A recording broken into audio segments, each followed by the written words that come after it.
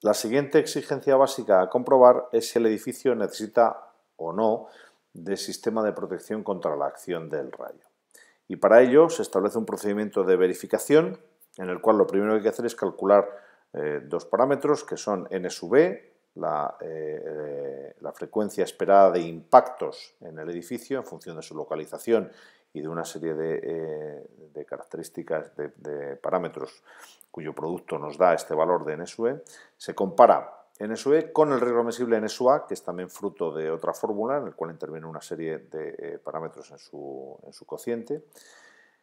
Y en el caso de que la frecuencia esperada de impactos sea mayor que el riesgo admisible, sea menor que el riesgo admisible, directamente el edificio no debe disponer de sistema de protección, pero si es al contrario, pues entonces tenemos que analizar el cálculo de la eficiencia que debe tener el sistema de protección mediante esta otra formulita de aquí. La eficiencia es 1 menos n sub a partido n sub e. Y en función del valor de la eficiencia, entraremos en una tabla que nos proporciona el propio código y nos dará el nivel de protección que necesitará ese edificio.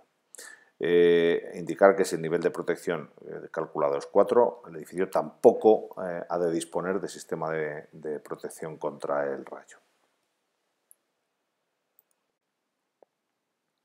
En la sección 8 del DBSUA tenemos este procedimiento de verificación. Se nos indica primero que será necesaria la instalación de un sistema de protección cuando la frecuencia esperada de impactos n sub e sea mayor que el riesgo admisible n sub a. Y por tanto hay que calcular n sub e y n sub a.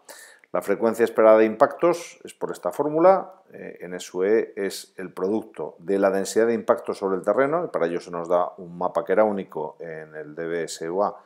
en el cual se da este valor de n sub g, multiplicado por la superficie de captura equivalente del edificio aislado y por un coeficiente relacionado con el entorno en función de si el edificio está situado aislado o sobre una colina, los edificios. Todos esos tres parámetros multiplicados y a su vez minorados por 10 elevado a la menos 6 nos daría n sub e, que es la frecuencia esperada de impactos. El parámetro de la superficie de captura equivalente del edificio se obtiene trazando una envolvente de su perímetro situada a una distancia 3 veces la altura en cada uno de los puntos del mismo. Es decir, que si aquí tenemos una altura h, tenemos que trazar una línea imaginaria de 3 veces esa altura y abatirla. Y así con cada esquina o vértice del mismo, para al final acabar trazando una poligonal que nos envolvería todo el edificio, y el área de toda esa poligonal sería la superficie de captura equivalente. El siguiente parámetro en SUA se obtiene con la aplicación de esta fórmula, en la cual tenemos en el divisor una serie de parámetros, coeficiente en función del tipo de construcción, pues en función de la estructura y de la cubierta nos da un parámetro, si el edificio tiene contenido inflamable o no, el coeficiente C4 si es un edificio no ocupado o de estos usos o el resto de edificios, y el C5 en función de si el deterioro puede interrumpir un servicio imprescindible o no. Y así obtendríamos el valor de n sub a. A continuación, deberíamos obtener la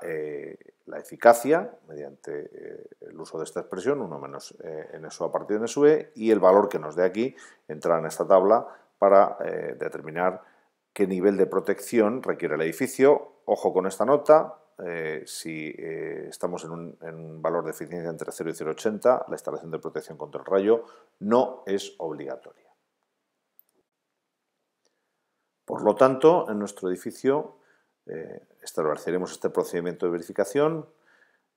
calcularíamos la eficacia requerida mediante esta expresión,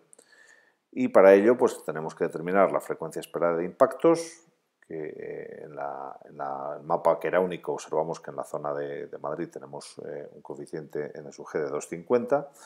Determinamos el área de captura equivalente mediante una polilínea perimetral del edificio con un offset de 24 metros, como vamos a ver a continuación. En nuestro ejemplo, que todo el edificio tiene en su perímetro la misma altura, lo que podríamos lo que podemos hacer de una manera simple y sencilla es simplemente trazar una poligonal. Como estamos viendo aquí, cogemos el perímetro del edificio y a 3 veces la altura de cada uno de los vértices, que repito es la misma, trazamos una poligonal y el área de toda esta poligonal sería la superficie de captura equivalente.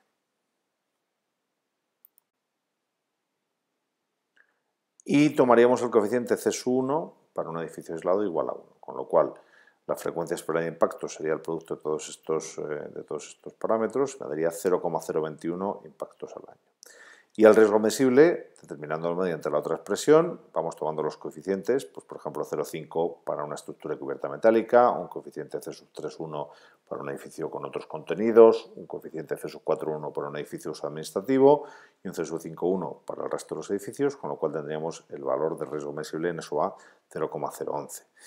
Como NSUE es mayor que NSOA, vamos a proceder al cálculo de eficiencia. Si directamente fuera inferior, el edificio no necesitaría esta comprobación, pero como lo es, procedemos al cálculo de la eficiencia con arreglo a esta fórmula, 1 menos NSOA partido NSUE, y eso nos da un valor de 0,48, que si entramos en la tabla 2.1 sería un nivel de protección 4, para el que ya habíamos comentado que la instalación de protección contra el rayo no es obligatoria.